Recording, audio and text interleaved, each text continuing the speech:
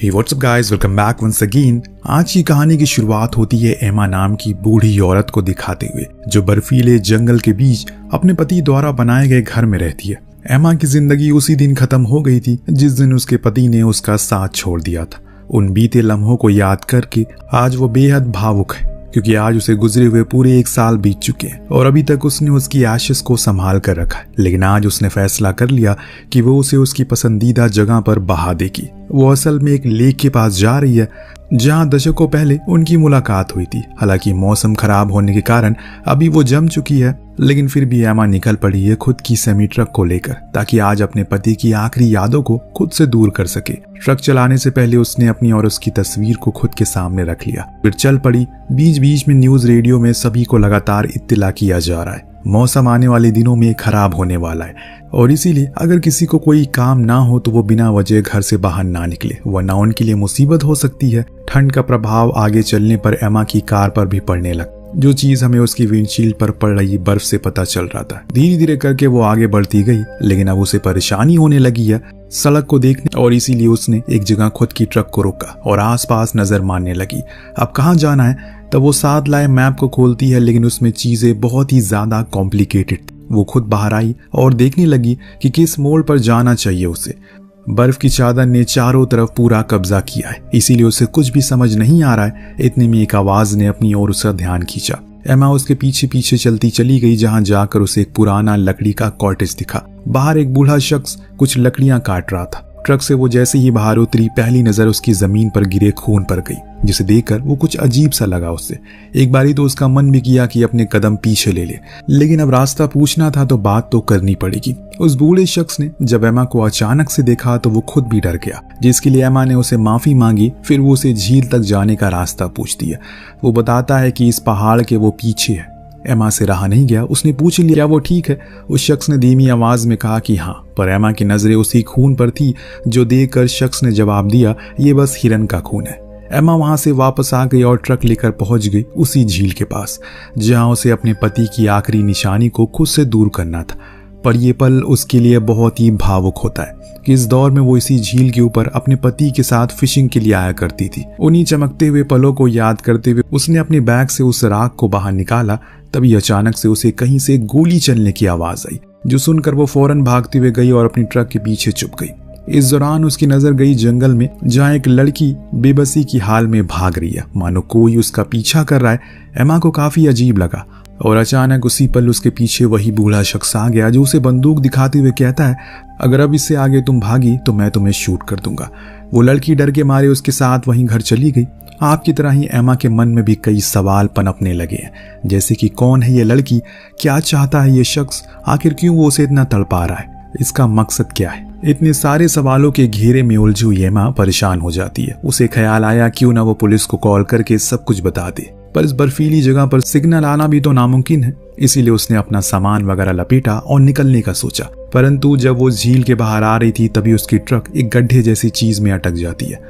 हजारों कोशिशों के बाद भी कोई हल नहीं निकला। वो उसे वहीं छोड़ पैदल ही आगे बढ़ती है। बीच में उसे वही बूढ़ा शख्स का कॉटेज दिखा।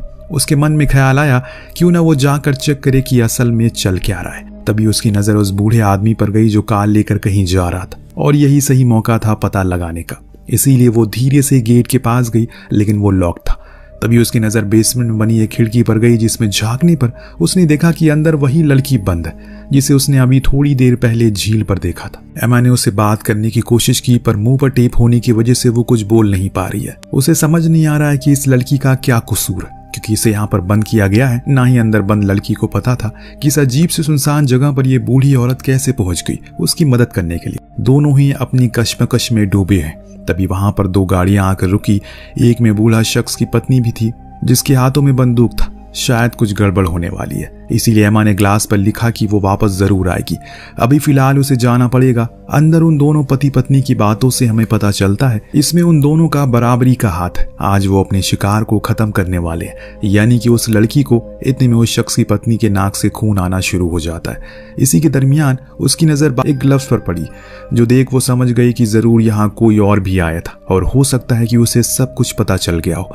इतने में वो उसे एमा के लिखा हुआ वो संदेश भी दिख जाता है, जिसे अब वो पूरी तरह से पूर्ति हो गई है कि यहाँ जरूर कोई ना कोई तो आया था। उसने अपने पति से पूछा कि ये दस्ताना किसका है। वो भी हैरानी से देखते हुए कहता है, मुझे क्या मालूम है, लेकिन ये तुम्हें कहाँ मिला। उसने बताया कि ये बाहर पड़ा था। जो सुनने पर वो भी परेशान हो गया। उसे याद आया कि एक लेडी आई थी उसे झील का रास्ता पूछने के लिए, हो सकता है कि ये उसी का हो।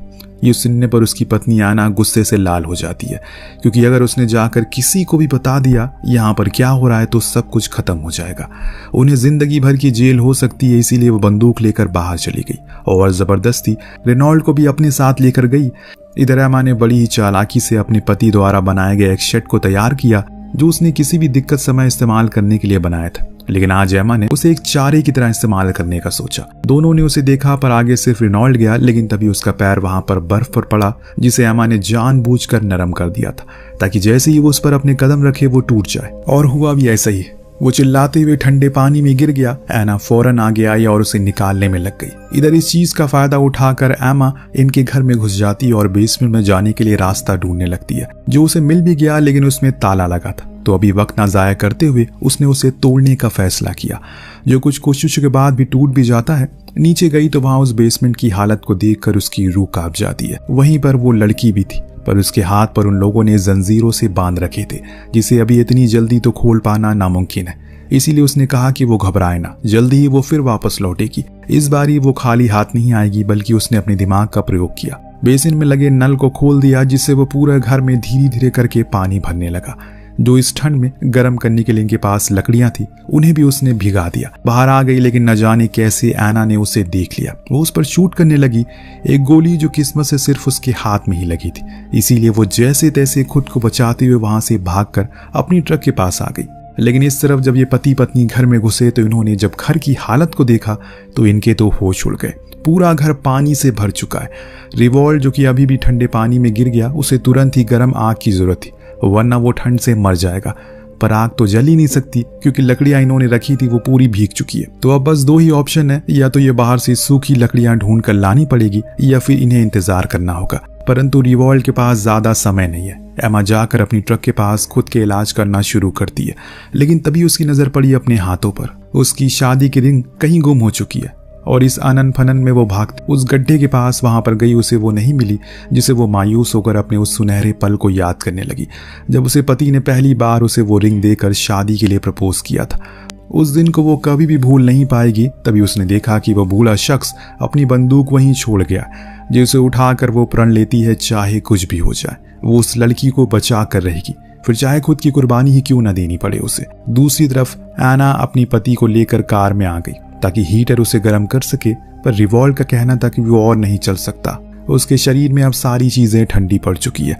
लेकिन एना का कहना था कि उन्हें सुबह तक सब कुछ साफ करना पड़ेगा, वरना अगर कोई आ गया तो वो मुसीबत में पड़ सकते हैं। अब घर के अंदर जाकर उसे अपने पति से कहा कि तुम बाकी के सामानों को लेकर फौरन झील तक पहुंचो, तब तक मैं इस लड़की को लेकर निकलती हूँ। रिवॉल्ट की अभी वो हालत नहीं है कि वो इतनी दूर पैदल चल सके, पर उसकी बीवी ने उसे जबरदस्ती की, इसीलिए उसे ये करना ही पड़ता है। और कुछ ही देर में ये दोनों उस बंधक लड़की को लेकर बाहर आए, कार में बैठा दिया। तभी रिवॉल्ट को अचानक याद आया, अरे मेरी बंदूक तो यहाँ है ही नहीं। जब ये चीज एना को पता चली तो वो गुस्से में आग बबूला हो गई। उसे एक जोरदार थप्पड़ जड़ दिया और कहा कि जल्दी से झील पर पहुंचो। इस चीज से हमें यह साफ पता चलता है कि हमेशा से एना का ही जोर रहा है रिवॉल्ट की जिंदगी में, और हो सकता है कि जो कुछ भी हो रहा हो या फिर होने वाला उसे ज्यादा एना का ही फायदा हो। बेचारा रिवॉल्ट भारी भरकम स्लेट खींचते हुए झील के करीब पहुंचता है और चीजों को लगाना शुरू करता है। इस चीज को दूर से आना देख रही होती है और इस चीज को दूर से आमा देख रही होती है। इसीलिए उसे लगता है कि अब सही मौका है घर में जाकर उस लड़की को बचाने का। उसे ये नहीं पता कि लड़की तो घर में है ही नहीं। खैर वो सीधा उस कॉटेज पर पहुंची, वहां उसे वो लड़की नहीं मिली, पर उसे खुद का इलाज करने का सोचा, क्योंकि वहां उसे कुछ औजार मिल गए थे। इनकी मदद से उसने अपने हाथ में लगी गोली को बाहर निकाला और फिर बाहर आकर रिवॉल्ट की कार में लगे रेडियो से मदद मांगने की कोशिश में लग गई। शायद उसका कनेक्शन हो भी गया था, परंतु तभी रिवॉल्ट ने पीछे से आकर उस पर हमला कर दिया। लेकिन उसकी मदद से इतनी बेकार हालत थी, लेकिन उसकी खुद की इतनी हालत थी कि ज्यादा देर वो उससे लड़ नहीं पाया, और ऊपर से आमा ने उसका पैर भी जख्मी कर दिया था। वो उसके सामने अपनी जान की भीख मांगना शुरू करता है, सब कुछ सच सच बता देता है कि इसमें उसकी कोई गलती नहीं है। दरअसल उसकी बीवी का मानसिक संतुलन ठीक नहीं है। जिस लड़की को हमने बंदी बनाया है उसने पहले भी कई बार खुदकुशी करने का सोचा, और मेरी बीवी को लगता है कि अगर उसे मारकर खत्म कर देगी तो उसकी तबीयत ठीक हो जाएगी, इसीलिए वो उसे झील के पास लेकर गई थी। मैं तो खुद थोड़ी देर में मर जाऊंगा, प्लीज मुझे हॉस्पिटल जाने दो। एमा को उसकी हालत पर तरस आने लगता है। वो कहती है कि ठीक है जाओ, वहां जाकर तुम पुलिस को यहाँ भेजोगे तभी मैं तुम्हें जाने दूंगी। वो मान गया और जाते जाते उसकी वेडिंग रिंग भी दे दिया जो उसे कॉटेज में मिली थी, जिसे पाकर एमा बहुत खुश होती है। पर जब रिवॉल्ट जा रहा होता है तो अचानक से उसके सामने उसकी बीवी की कार आ गई। उसे देखकर खूब चिल्लाता है कि तुम यहाँ क्या कर रहे हो, तुम्हें मैंने उस जगह पर रहने को कहा था ना। तब रिवॉल्ट उसे बताता है कि वो जख्मी हो चुका है और इसीलिए डॉक्टर के पास जा रहा है। पर आना तो उसकी एक सुनने को राजी नहीं थी। उसका तो ये कहना था कि वो उसे छुटकारा पाने के लिए उसे छोड़कर जा रहा है बस। रिवॉल्ट उसे समझाता है जो कुछ भी वो कर रहा है वो सब गलत है, ये सब वो यही खत्म करना होगा। ये सुनने के बाद मानो आयना का गुस्सा उबाल मारने लगता। उसने अपने पति पर ही बंदूक तान दिया और इसके दरमियान उसके नाक से फिर से खून गिरने लगता है। वो अब कोई परवाह नहीं उसे। इधर एमा वापस ट्रक के पास आई और उसे धक्का देकर वापस झील में ढकेल दिया और फिर उसमें आग लगा दी ताकि उस धुएं से कोई उसे देख सके या फिर कोई आसपास रेंजर हो तो वो देख ले। हुआ भी ऐसे ही दोस्तों। जब वो बाहर आई तो 2 पुलिस वालों ने उसे देख लिया। पहले तो उन्हें लगा कि शायद वो कोई कातिल है, पर बाद में जब एमा सब कुछ बोलने लगी तो वो फौरन उसके पास उस कॉटेज में गए।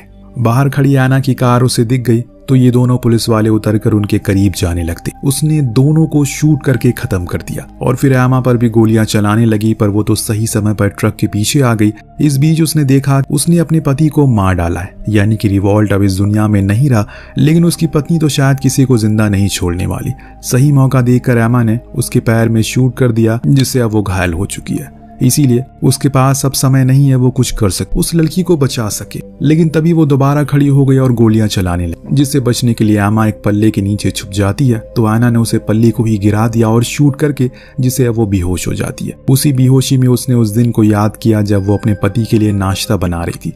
उस दौरान उसने अपनी आखिरी सांसें भर ली। दरअसल उसके पति को कैंसर था, जिसके कारण वो पहले ही गुजर गया। जब आमा को होश आया तो वही बेसमेंट में बंद थी उस लड़की के पास।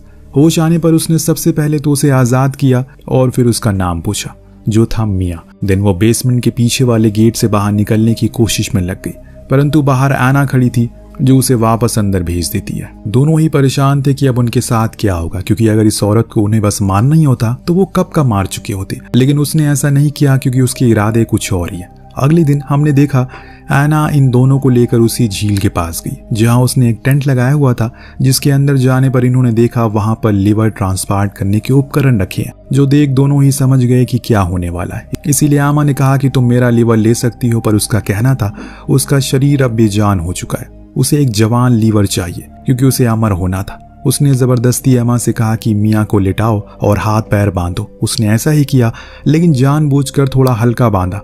अब एना तेजी से अपना काम शुरू करती है, परंतु एमा उसे ऐसा होने नहीं देगी। इसीलिए उस पर हमला बोल दिया और घसीट कर बाहर ले आई। उसने उस पर बंदूक तान दी, लेकिन उसमें तो गोलियां है ही नहीं। तब गुस्से में और पागलपन का शिकार हुई एना उसे घसीटते हुए उसी गड्ढे के पास ले जाने लगी जो उसी ने बनाया था। लेकिन तभी मियाँ ने खुद को आजाद कर लिया और बाहर आ गई, परंतु एमा को पता था कि अब इस हाल में नहीं है कि वो और लड़ सके। उसने चालाकी से खुद की हथकड़ियों से एना को भी बांध दिया और उसे लेकर उसी गड्ढे में कूद गई। तेजी से वो गहराई में जाने लगी और अपने साथ उसे भी ले जाने लगी। अपनी आखिरी सांसों में उसने वो किया जो वो करने के लिए यहाँ पर आई थी। अपने पति की राख को उसने उसी झील में समा दिया और खुद भी उसमें डूब गई, लेकिन उस लड़की को बचा लिया जिसने उसे खुद से वादा किया था। खामोशी से उसने खुद को कुर्बान कर दिया। शायद इसी को डेस्टिनी कहते हैं। उसने कभी नहीं सोचा था जो जगह उसे हमसफर की पसंदीदा होगी वहीं वो अपनी आखिरी सांसें लेगी। ऊपर खड़ी मियाँ को बर्फ में छिपी एमा और उसके पति की तस्वीर मिलती है, जिसे जिंदगी भर एमा ने अपने सीने से लगा कर रखा। लेकिन अब मियाँ उसे अपने साथ ले जा सकती है क्योंकि उसके लिए एमा एक फरिश्ता थी, उसे बचाने के लिए आई थी, वरना जिस जगह पर वो कैद थी वहां कोई इंसान कभी पहुंच ही नहीं सकता। वेल, आपको कहानी कैसी लगी हमें कॉमेंट करके जरूर बताएगा। मिलते हैं अगली वीडियो में। Thank you so much watching. Peace out.